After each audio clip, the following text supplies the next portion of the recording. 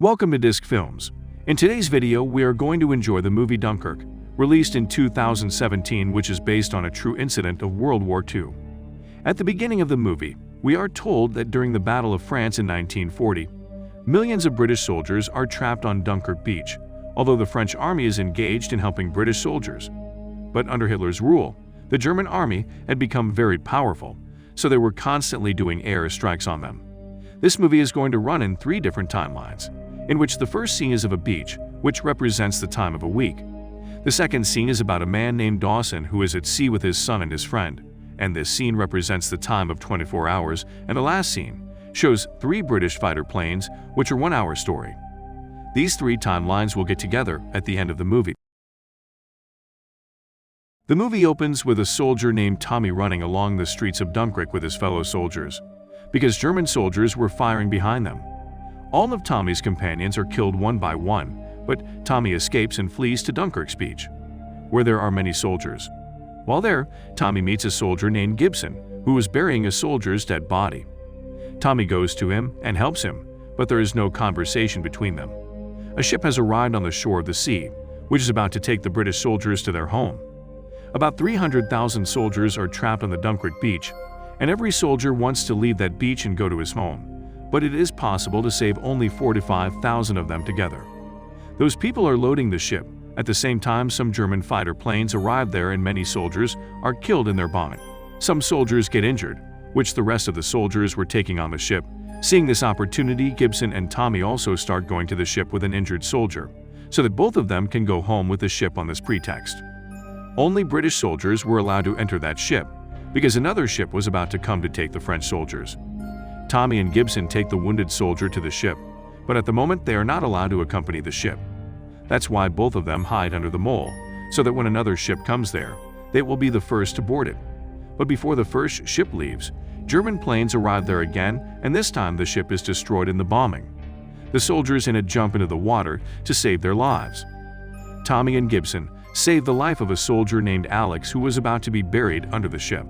Now all the surviving soldiers here are taken to another ship through a boat, and this time both of them also manage to go with them. After arriving at the ship, Tommy and Alex have breakfast, but Gibson remains outside the ship. Now that ship is moving peacefully, but suddenly it is attacked by the German army, in which the ship also starts sinking. Alex and Tommy are on deck that were drowning in the water, but Gibson saves both of them on the spot.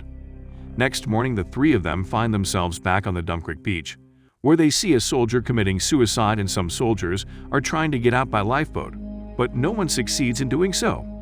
Now, like the rest of the British soldiers, they sit there in the hope of help. Now the scene shifts to another, and we meet Mr. Dawson, who is a normal British citizen, but he is going to Dunkirk beach in his boat to save the soldiers of his country. He is accompanied by his son Peter and his friend Georg. Actually, such a small boat was going towards Dunkirk beach, which belonged to all the common citizens of England. The UK president asked all citizens for help because the water level at Dunkirk beach was too low, so it was not possible to get large boats there. Now all 3 of them were traveling ahead of their boat. Then on the way they see a British ship, which was saving some soldiers and taking them home. At the same time, they see planes flying in the sky, due to which they realize that they are approaching the war zone. In the sea they see a soldier on a wreck, so they help him and put him in their boat. His condition is very bad and he is very scared. But when he realizes that Dawson is leading the boat to Dunkirk, he tells them to return the boat, but Dawson says that our soldiers need help, so we are not going back. Because of this, he starts a scuffle with Mr. Dawson, and in the scuffle George gets hit on his head. Peter helps him in bandage and wounds. Now he learns that George is unable to see at all as a severe head injury has blinded him. George tells Peter that I'm very happy because I have done some great work together with you and Dawson, so I want my picture to be published in the newspaper to let my teachers know that I am indeed a brave man. Now that soldier calms down too, and Dawson drives the boat to the Dunkirk. Now the scene comes back to the beach, and Tommy, Alex and Gibson see some Scottish soldiers. All 3 of them start walking with them, and they all reach a deserted boat, which is near the sea, but the water was not able to reach there. Yet they all believe that due to the rise in the water level during the tide, they can be able to float the boat. Although that boat cannot get them across the channel, at least they will be able to get rid of this penny beach. Now with that boat they get the captain of the ship, whom they start beating as a German, but he tells that I am a Dutch soldier and have come here to help you people, that you people should leave from here because this area is out of British parameters and German soldiers can attack here at any time.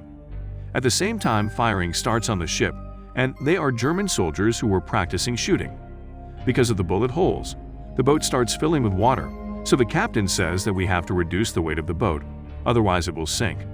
At this point, Alex accuses Gibson of being a German spy because he hasn't spoken a word yet, which means he can't speak English, so he should kick out of the boat.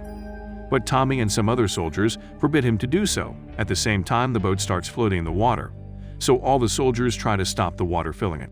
Actually, his name is not Gibson, he is a French soldier, and he wore the dress of a British soldier named Gibson to leave the beach. All of them were moving in the sea with that boat, but the water in their boat was rising continuously. On the other side, we see those 3 fighter planes, which are British Air Force. Actually, the German Air Force was attacking the British ships coming out of there through their planes, so the British Air Force was fighting to defeat them. But among the 3 of them, their commander's plane runs out of fuel, so he goes back to England, and now the command is in the hands of the farrier. But the fuel gas of his plane was destroyed, due to which he would have to spend fuel very wisely. After a short fight, they both managed to shoot down a German bomber. But in this fight, the second plane of his squad is destroyed, so pilot has to make an emergency landing at sea. At this time, Mr. Dawson was passing by, so he sees this plane crashing and immediately starts moving towards it to help the pilot.